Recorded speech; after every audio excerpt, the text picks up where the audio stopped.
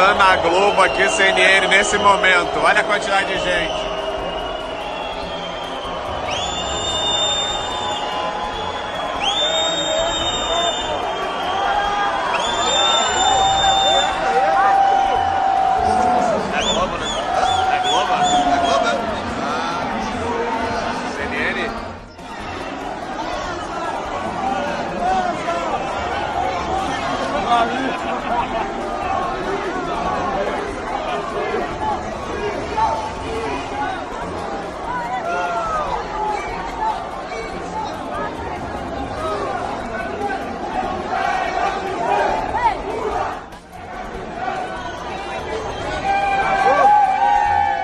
A reunião terminou agora e me pediram que informasse vocês em primeira mão, até para não haver deturpação do que foi discutido, do que foi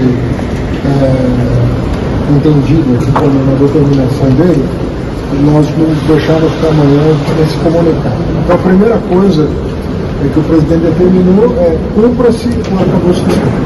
Então não há discussão a esse respeito.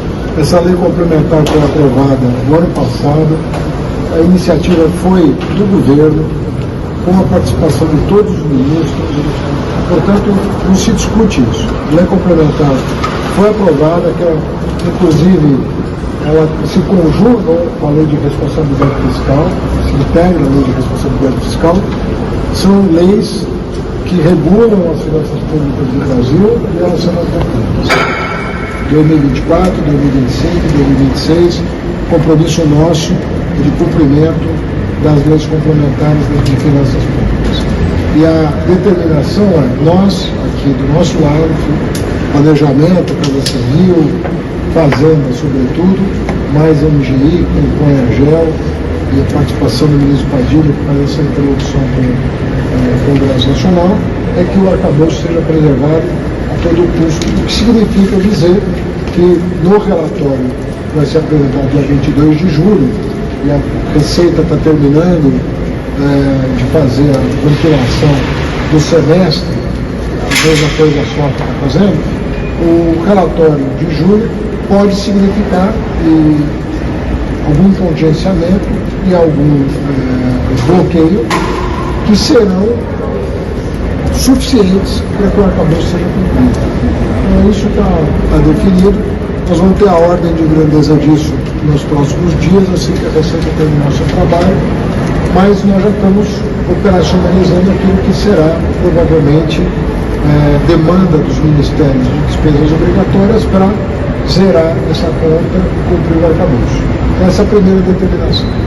Segundo comunicado importante, é que desde março desse ano, os ministérios finalísticos, junto ao planejamento e à Casa Civil, têm feito uma análise das despesas obrigatórias. Nós já identificamos, e o presidente autorizou levar à frente, 25,9 bilhões de reais de despesas obrigatórias que vão ser cortadas depois de que os ministérios afetados sejam comunicados do limite que vai ser dado para a elaboração do orçamento de 2025. Isso foi feito com as equipes dos ministérios. Isso não é um número arbitrário. É um número que foi levantado linha a linha do orçamento daquilo que não se coaduna com o espírito dos programas sociais que foram criados para o ano que vem. É o pente fino, ministro? Esse é o pente fino? Esse é o pente fino dos benefícios? É o pente fino dos benefícios. Então, esse número já está consolidado pelos próprios ministérios. Não é um número que o planejamento tirou da partir. Não, isso foi feito, por isso que levou 90 dias, um trabalho criterioso, não tem chute, tem base técnica, é com base em cadastro, com base nas leis aprovadas. Foi feito um batimento desses cadastros todos e nós chegamos a um número de 25,9 bilhões. Algumas dessas medidas do orçamento de 25 podem vir a ser antecipadas, né, à luz do que a Receita Federal e o Tesouro e a Secretaria de Orçamento Federal nos apresentem como necessidade de bloqueio ou contingenciamento agora no dia 22 de julho. Então isso também é uma determinação do presidente. Nós, os dois elementos para cumprir o arcabouço de 2024 e garantir o orçamento equilibrado de 2025 com esse corte de despesas obrigatórias depois desse pente fino que foi feito durante esses 90 dias. Então nós vamos agora reunir os ministros envolvidos, que estão cientes que o trabalho técnico foi feito pelas próprias equipes, para que não haja também nenhuma falha de comunicação. A ministra Simone vai liberar para a execução, para a elaboração da peça orçamentária do ano que vem, vai liberar os limites já considerando esses cortes.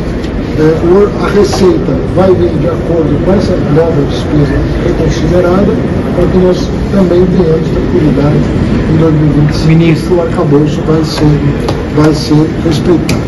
por favor, é só uma declaração. São essas as decisões que foram tomadas hoje. As decisões foram tomadas com base em relatórios apresentados ao presidente da República.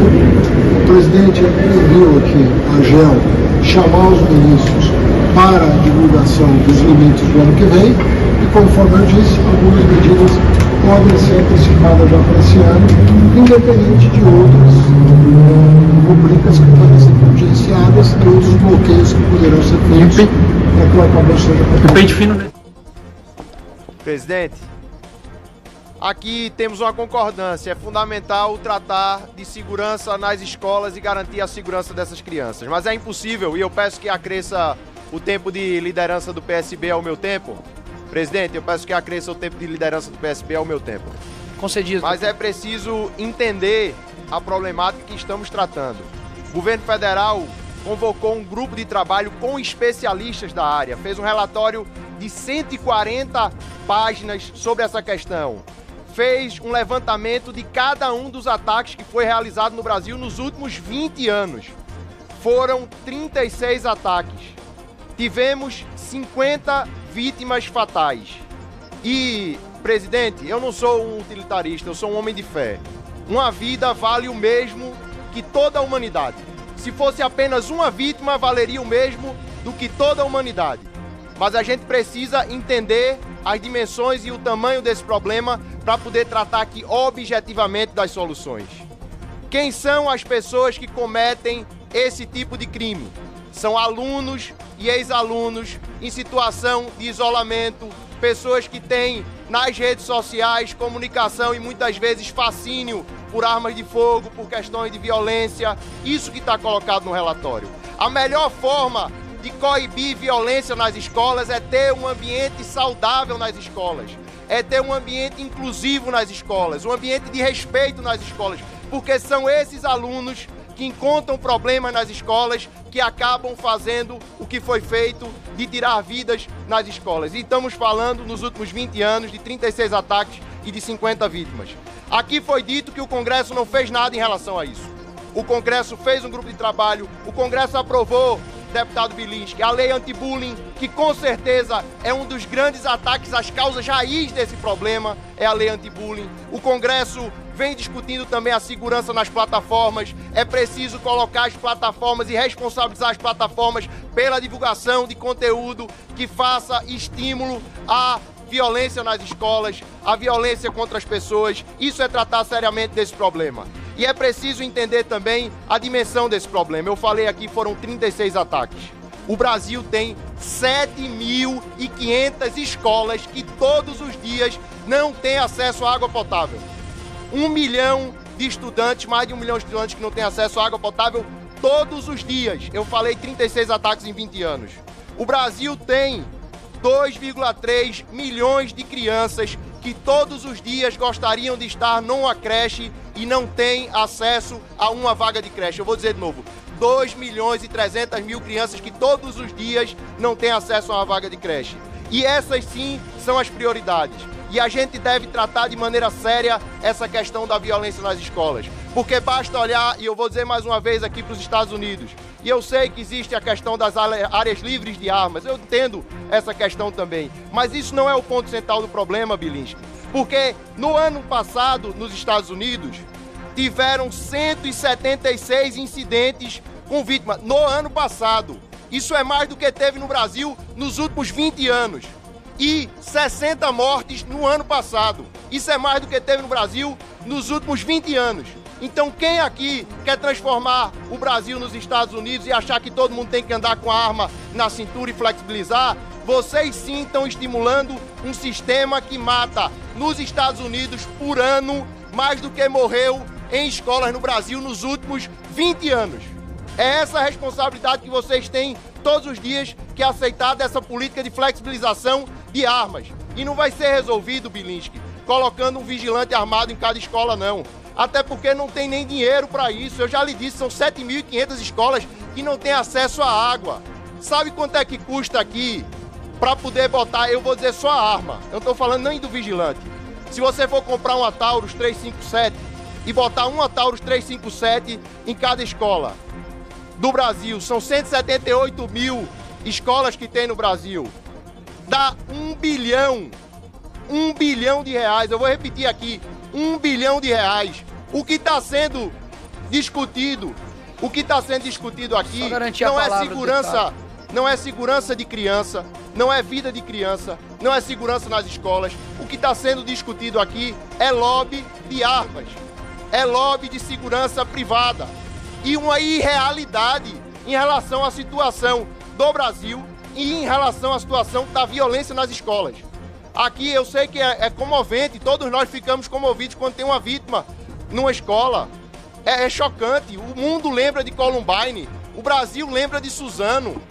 A gente aqui tem que falar das emoções e é comovente sim, mas se está tratando e usando essas vítimas para fazer lobby de armas, para fazer lobby de vigilância privada e não para enfrentar o problema real dessa situação. Se a gente quer enfrentar o problema real dessa situação, vamos falar do ambiente escolar, do combate ao bullying, da segurança nas redes sociais e vamos falar também de medidas de vigilância nas escolas, que podem ser o porteiro, que pode ser câmera de segurança, que em alguns casos pode ser vigilância armada, mas obrigar as 178.500 escolas do Brasil a terem um vigilante armado, isso é irreal, isso é contraproducente, isso não vai resolver o problema e isso vai botar um monte de dinheiro no bolso de quem vende arma e de quem tem empresa de segurança armada. É isso que está sendo feito aqui nesse dia, nessa Comissão de Educação.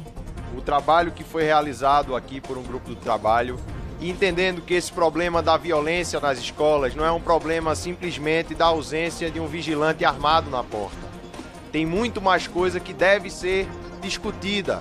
A gente vê, por exemplo, nos Estados Unidos, que tem uma política de flexibilização do acesso às armas. Nos últimos 10 anos, teve um aumento de 800% em relação aos atentados com armas nos Estados Unidos. A gente vê também o debate relacionado à questão do uso inadequado das redes sociais, de estímulos a esse tipo de comportamento, e a gente não dá aqui nesse parlamento nenhuma resposta a como as redes sociais estão sendo utilizadas para estimular esse tipo de comportamento. Então aqui, na verdade, o que se tem é um espantalho passando por cima do trabalho de um grupo de trabalho e que não vai direto ao ponto das causas reais desse problema. Acho, presidente, que a gente tem, de fato, um debate importante aqui. Vou falar, por exemplo, sobre a greve do Colégio Pedro II dos Institutos Federais, que era uma greve, inclusive, pela recomposição orçamentária. Eu sou professor do Colégio Pedro II e lá eu tinha segurança armada para proteger. Não, eu tinha porteiro, eu tinha inspetor, eu tinha um laboratório de aprendizagem numa lógica, inclusive, do atendimento das dificuldades, eu tinha possibilidade de enfrentamento ao bullying, eu tinha professor em sala de aula qualificado, eu tinha tudo isso. E esse elemento significa, sim, garantir a segurança e a educação das nossas crianças. Mas eu acho curioso que se pense da onde vai tirar o orçamento municipal para que em um ano a gente tenha esse tipo de vigilância nas escolas. Da onde as escolas particulares vão cobrar na hora que precisarem colocar esse tipo de situação para que, usando pânico moral em cima de casos graves sobre os quais precisam de respostas concretas, a gente tenha o tipo aqui de fala e de proposição que sabe que não vai ter efeito real concreto, até porque não existe nada que impeça hoje um município com condições orçamentárias de fazer, até porque o projeto de lei previsto pelo grupo de trabalho também já prevê a possibilidade, inclusive indicando fundo de recurso para isso. Obrigado, deputado.